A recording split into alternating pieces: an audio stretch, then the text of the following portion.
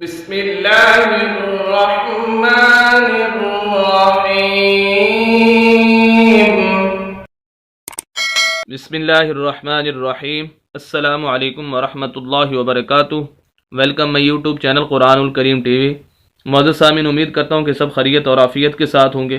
الحمدللہ ہم نے قرآن نورانی قیدی کی تمام جو تختیاں تھیں وہ مکمل کر لی تھی، اور اس کے آخری جو پیج ہے وہ ہم پڑھ رہے ہیں۔ ایسے ہی سمجھے کہ ہم یہ قرآن کے ہی الفاظ یا قرآن کا سپارہ ہی پڑھ رہے ہیں، کیونکہ وہ تمام الفاظ وہی ہیں جو قرآن کے اندر استعمال ہوئے ہیں، اور دو تین لفظوں پر مشتمل یہ الفاظ ہیں، قرآن کی آیتیں ہیں۔ تو اس کے اندر ہم وہ تمام چیزوں کی پریکٹس کریں گے جو قرآن کے اندر یا نورانی قیدی کے اندر اصول و ضوابط ہیں۔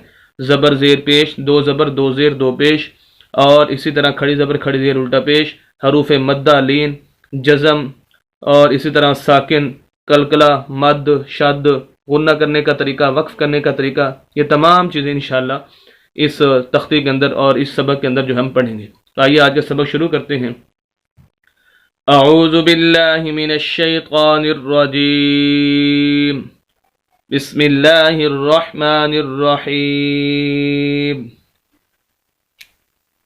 میم زیر یا می، قاف زبر الف قا، می قا، تا دو زبر یا تئی، می قا تئی، یا زبر وا یو، می قا تئی یو، میم زبر ما، می قا تئی یوم۔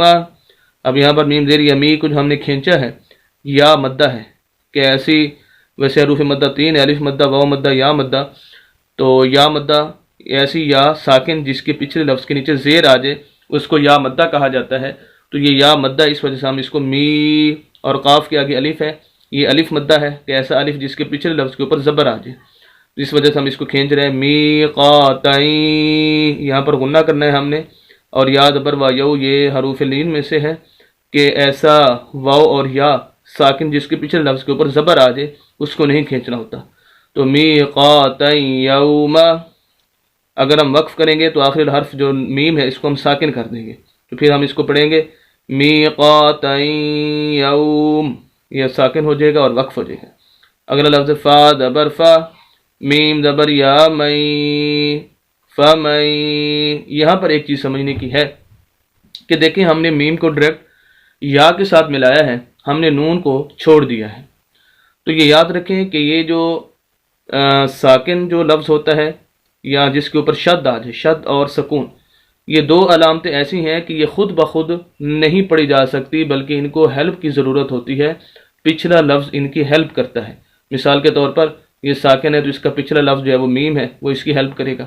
اب یہ اس کے اوپر شد ہے، یہ خود بخود نہیں پڑھا جا سکتا، اس کا جو پچھلا لفظ ہوگا وہ اس کی ہیلپ کرے گا۔ یہ عین کے اوپر جزم ہے، یہ خود عین اس کو ہم نہیں پڑھ سکیں گے جب تک کہ یا کی جو زبر ہے وہ عین کے ساتھ نہیں ملائیں گے۔ تو یہ شد اور جزم یہ دو ایسی علامتیں ہیں کہ یہ خود بخود نہیں پڑھی جا سکتی، بلکہ ان کو ہیلپ کی ضرورت ہوتی ہے پچھلے لفظ کی۔ اب یہاں پر دیکھیں نون بھی اس کے اوپر سکون ہے، ساکن ہے، یہ جزم ہے اس کے اوپر، اور یا کے اوپر شد ہے۔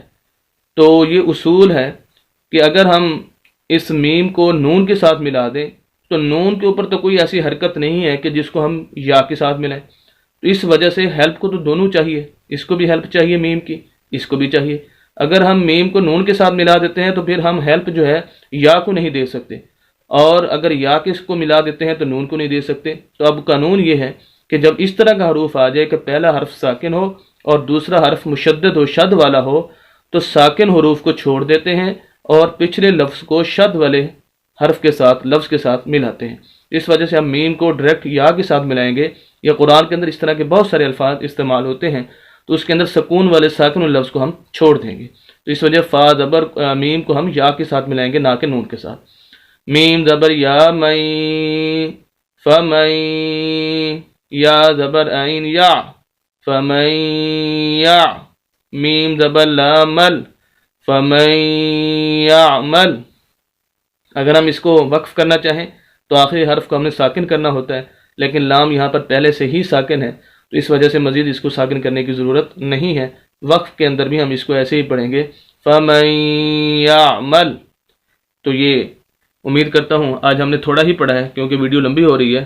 امید کرتا ہوں کہ آپ بخوبی سمجھ چکے ہوں گے. مزید اسلامی ویڈیوز کے لیے اور قرآن کو صحیح تجوید کے ساتھ پڑھنے کے لیے ہماری یوٹیوب چینل قرآن الکریم ٹی وی کو ضرور سبسکرائب کیجیے.